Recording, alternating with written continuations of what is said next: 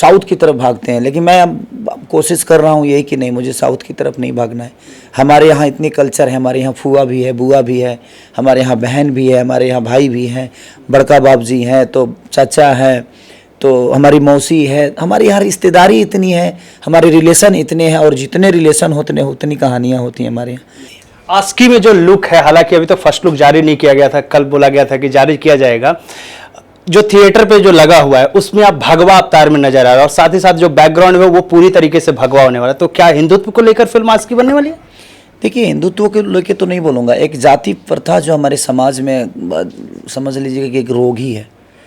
जातिवाद जो है, हम तो पहले इंसान पैदा होते हैं, इंसान पैदा होने के बाद हमें बताया जाता है कि हम इस जाति से, हम उस जाति से, और जाति को लेकर इंसानियत का कहीं ना कहीं गला घोट दिया जाता है।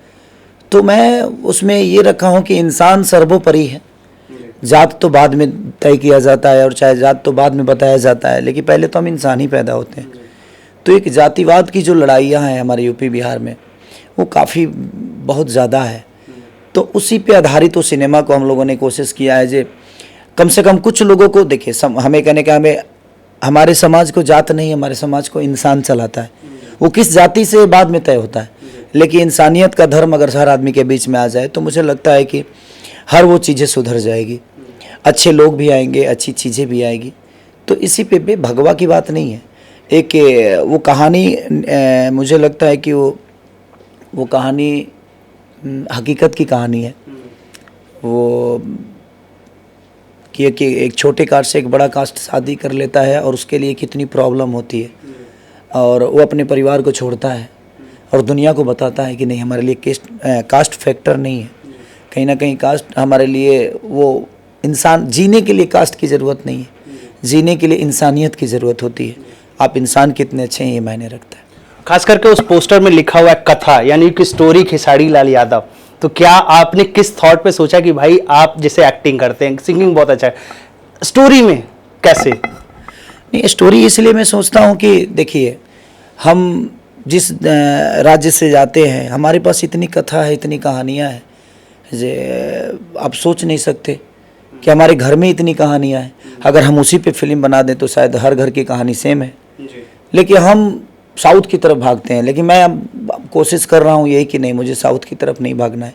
हमारे यहाँ इतनी कल्चर है, हमारे यहाँ फूआ भी है, बुआ भी है, हमारे यहाँ बहन भी है, हमारे यहाँ भाई भी हैं, बड़का बाप जी हैं, तो चाचा है, तो हमारी मौसी है, हमारे यहाँ रिश्तेदारी इतनी है, हमारे रिलेशन इतने हैं, और जितने रिलेशन होते हैं उतनी कहानियाँ होती हैं हमारे यहाँ, लेकिन हम उसको भूल के कहीं और भागते हैं।